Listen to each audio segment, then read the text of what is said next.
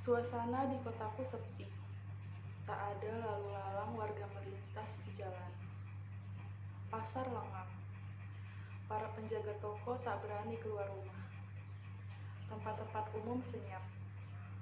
Kotaku seperti kota mati. Hanya lirih embus angin yang membelai daun-daun perdu dan menerbangkan plastik sisa bungkus minuman anak-anak. Setelah ada larangan keluar rumah yang disampaikan oleh wali kota terkait virus corona, tak ada warga yang berani keluar rumah. Mereka takut terpapar virus yang katanya mematikan. Warga tak berani berkumpul, tidak berani berinteraksi, tak berani berkomunikasi secara langsung. Mereka takut tertular virus tersebut karena bersentuhan dengan warga lainnya. Para warga kota seperti boneka. Mereka lebih memilih berdiam diri di rumah daripada mati karena tertular virus corona. Ini akibat kita terlalu jauh dari ulama, kataku. Tak ada hubungannya antara ulama dan virus corona, bantah Mukri. Ada, ulama itu pewaris Nabi sebagai ajaran Tuhan. Kita tidak menggubris nasihat ulama dan menentangnya, berarti kita telah menentang Tuhan, sambungku. Kamu ini Zun, suka mengarang cerita. Beribadah atau tidak itu urusan pribadi. Tuhan juga tidak memaksa manusia untuk beribadah. Memang itu hak masing-masing, tapi kita harus sadar bahwa kita diciptakan Tuhan untuk beribadah kepadanya.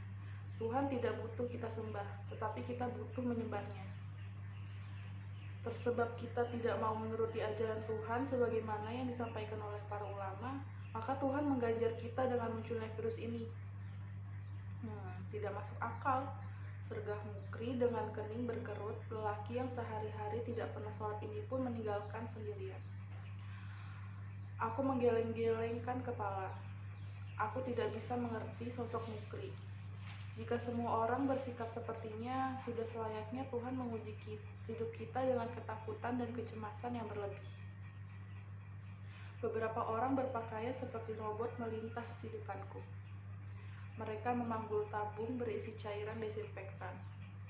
Mereka menyemprotkan cairan tersebut pada setiap orang yang ditemuinya. Satu di antaranya menghampiriku lalu menyemprotkan cairan tersebut ke tubuhku. Aku berusaha mengelak, namun cairan itu terlanjur menyasar diriku. Baju yang semula kering kini lembab.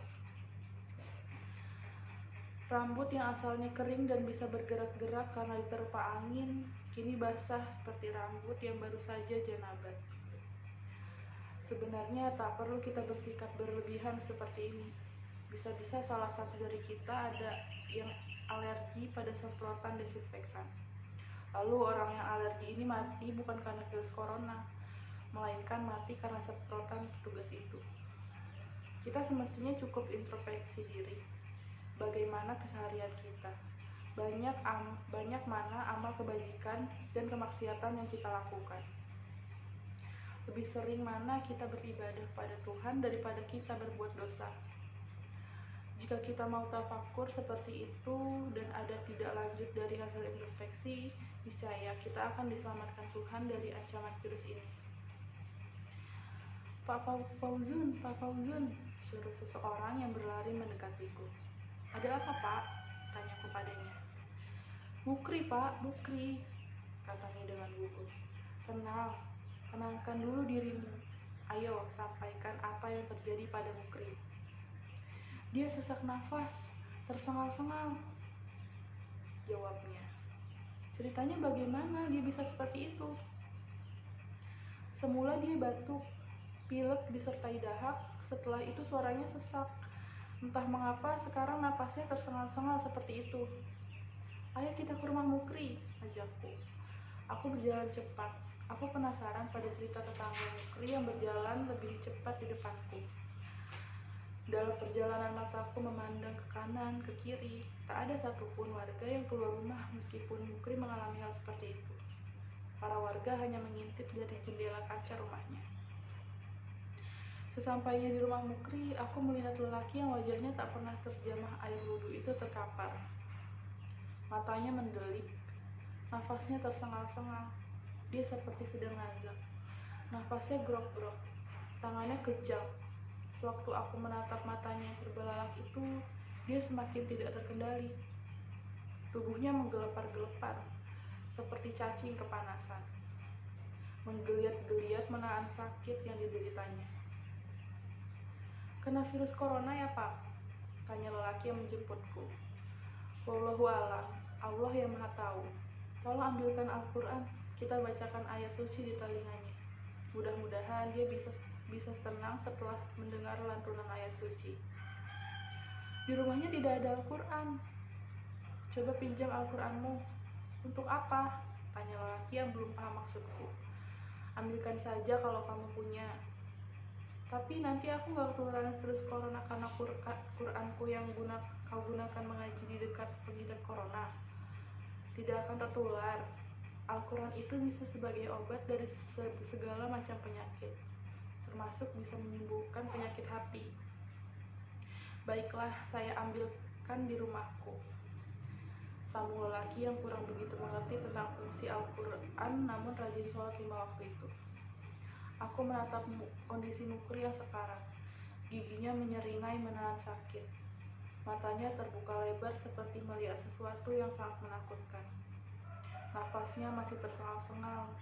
Tubuhnya terguncang-guncang. Apakah ini akibat dari orang yang membenci ulama? Mungkin juga karena Tuhan akan menyiksa manusia yang membenci ulama dengan ketakutan serta mati tidak membawa iman. Mukri memang sosok lelaki yang sombong.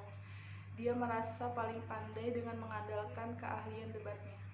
Setiap ada ulama yang berceramah selalu dibantah. Setiap ada kiai menasihatinya selalu dicaci. Dia benci pada ulama yang menurutnya hanya suka membual. Cerita tentang pahala dan dosa, cerita tentang surga dan neraka, padahal mereka belum pernah melihat dan merasakannya. Seperti itulah Mukri yang selalu menentang ulama yang berdakwah mengajak pada kebaikan. Ulama yang berseru untuk kebahagiaan hidup di dunia dan akhirat. "Ini Pak Fauzun," kata lelaki itu sambil menyodorkan Al-Quran yang sudah lepas sampulnya kepadaku. Aku membacakan ayat Al-Quran di dekat telinganya. Lontar Mukri agak mereda. Nafasnya perlahan normal. Tak lama kemudian matanya mulai berkedip-kedip. Bola matanya berputar melihat sekelilingnya. "Apa yang terjadi padaku?" "Kamu terkena virus corona," jawab lelaki yang sejak tadi duduk di belakangku dengan suara keras. "Hus, pelan-pelan bicaranya. Maaf Pak Fauzun, tadi kamu hilang kendali. Alhamdulillah, sekarang kau sudah normal lagi. Penyakit lamaku kambuh lagi. Memang kalau terlalu capek dan stres, epilepsiku sering kumat." "Oh, jadi kamu terkena penyakit ayan, bukan corona," sergah lelaki itu. "Corona gundulmu," bentak Mukri. Lelaki itu pun diam. Sudah, jangan ribut. Penyakit itu datangnya dari Tuhan, yang menyembuhkan juga Tuhan. Maka dari itu, mulai dari sekarang dan seterusnya, marilah kita selalu mendekatkan diri pada Tuhan. Laksanakan perintah-perintahnya, tinggalkan larangan-larangannya.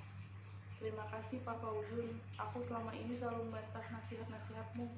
Sekarang ajari saya berwudu dan sholat 5 waktu. Aku ikut. Marilah kita bersama-sama belajar membersihkan jiwa dan lingkungan kita agar terhindar dari penyakit-penyakit, ajak kepada mereka. Rumah-rumah warga masih tampak sepi. Para penghuninya tidak ada yang berani keluar rumah. Mereka takut tertular virus corona. Beberapa pasang mata hanya melihat kami bertiga yang berjalan menuju musola yang sejak seminggu ini sepi tanpa penghuni. Waktu sholat asar tiba. Terdengar suara azan yang sangat merdu dari musola. Para warga penasaran pada suara-suara yang sebelumnya tidak pernah mereka dengar. Mereka keluar rumah, mereka berbondong-bondong ke musola untuk melenyapkan rasa penasaran sambil bersiap-siap melaksanakan sholat asar berjamaah di musola. Mereka terkejut karena yang melantunkan azan dengan merdu itu adalah Mukri.